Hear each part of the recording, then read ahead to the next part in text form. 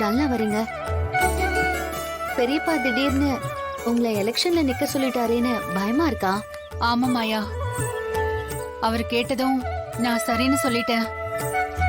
இத்தனை வருஷமா அவர் இருந்த பதவிக்கு நான் எப்படி வர முடியும்? எனக்கு என்ன தெரியும்? எல்லாரும் எல்லாத்தையும் தெரிஞ்சுக்கிட்டு வரதில்லமா, வந்ததுக்கு அப்புறம் கத்துக்க வேண்டியதுதான். ஏண்டி, இது என்ன வீட்ல சமையல் கத்துக்கிற விஷயமா? இல்ல புதுசா ஏதாவது பலகாரம் செய்ய கத்துக்கிற விஷயமா? இந்த ஊருக்கு தேவையான நல்ல விஷயங்களை செய்யணும்.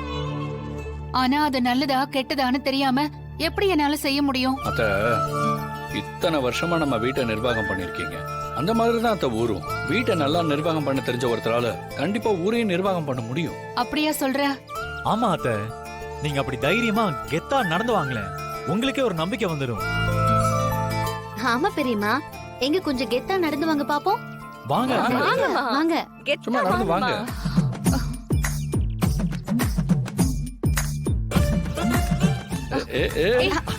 போங்க. ஐயோ, எனக்கு வர மாட்டேங்குது. என்னத்த நீங்க? எலெக்ஷன்ல நின்னு ஜெயிச்சதுக்கு அப்புறம் அந்த கெத்த பாருங்க தானா வரும். பெரியப்பா சொன்னதும் சரின்னு ஒத்துக்கிட்டீங்களே, உங்களை நினைச்சா எங்களுக்கே பெருமையா இருக்கு. ஆமாமா, நீங்க மட்டும் ஜெயிச்சு ஊர் தலைவி ஆயிட்டீங்கன்னா எங்க அம்மா இந்த ஊரோட தலைவின்னு பெருமையா சொல்லிக்குவேன்ல. உன் அப்பா நின்னாருன்னா கண்டிப்பா ஜெயிச்சிருவாரு. ஆனா ஜனங்க எனக்கு ஓட்டு போடுவாங்களா? உங்களுக்கு ஓட்டு போடுவாங்களாவா? The wife of Mr. Raghuram உங்களுக்கு ஓட்டு போடாம யாருக்கு ஓட்டு போடுவாங்களா? அதோட நீங்க ஜெயிக்கணுங்கிறதுக்காக தான் இந்த சிறப்பு பூஜையை நாங்க ஏற்பாடு பண்ணிருக்கோம். அத்த, இப்படை தோற்கின் எப்படை வெல்லும்.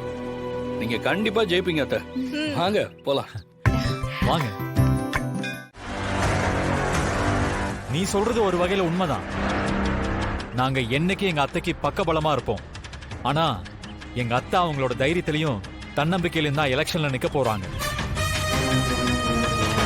பரவாயில்ல, இப்பவே உனக்காக பேச ஒரு கூட்டத்தையே சேர்த்திருக்க.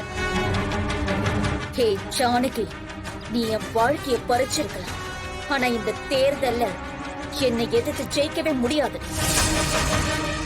நீயே சொல்லிட்ட, நீ வாழ்க்கையில என்கிட்ட தோத்துட்டேன்னு. வாழ்க்கைங்கிறது ஆயுளுக்குமானது. அதுலயே தோத்துட்ட உன்ன இந்த அரசியல் களத்துல தோக்கடிக்கணுங்கிறது ரொம்ப சாதாரண விஷயம். உன்கிட்ட மோதுறதுங்கிறது எனக்கு செத்த பாம்பு அடிக்கிறதுக்கு சமம்தான். சூப்பர்மா. எப்படி எங்க அம்மாவோட பதிலடி? ஹே ஜானகி, என்னை பத்தி தெரிஞ்சுமே இப்படி பேசுறியா? முதல்ல நீ என்ன ஜெயிக்கிறதை இருக்கட்டும், என்ன நீ எதிர்த்து எப்படி போட்டியில நிக்கிறேன்னு நானும் பாக்குறேன். ஓ, உன்னை எதிர்த்தே நிக்க முடியாதுன்னு சொல்றியா? இத பாரு, என்ன சுத்தி என் பிள்ளைங்க இருக்காங்க, எனக்கு காரணா என் புருஷன் இருக்காரு, என் குடும்பம் இருக்கு. என்ன ஜெயிக்க வைக்கிறதுக்கு இந்த ஜனங்க இருக்காங்க. வேணும்னா இந்த போட்டியில இருந்து நீயே விலகிடு, அதுதான் உனக்கு நல்லது.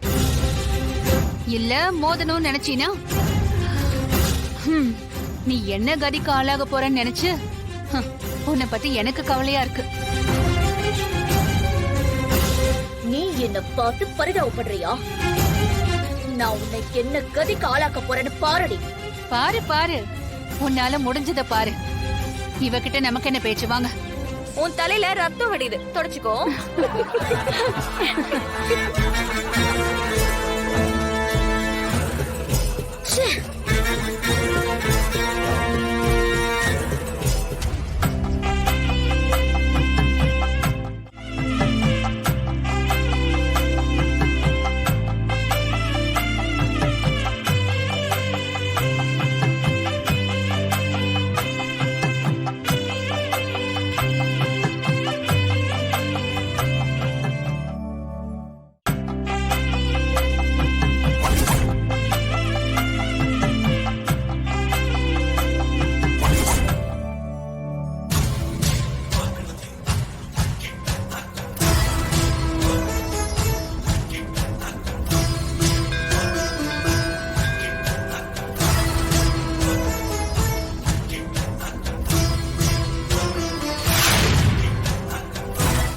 எதிரில நிக்கிறதுக்கு கூட உனக்கெல்லாம் தகுதியே கிடையாது.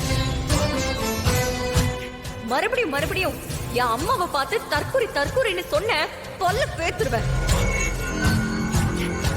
உன்கிட்ட மோதுறதுங்கிறது செத்த பாம்பு அடிக்கிறதுக்கு சமானம்.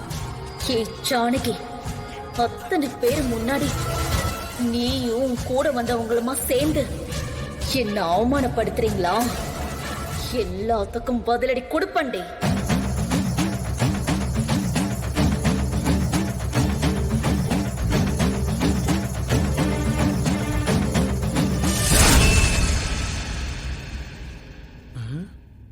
என்னாச்சுமா? எதுக்கு தீபத்தை அணைச்சிங்க? ஐயோ சாரிங்க, நான் அறியாம பண்ணிட்டேன்.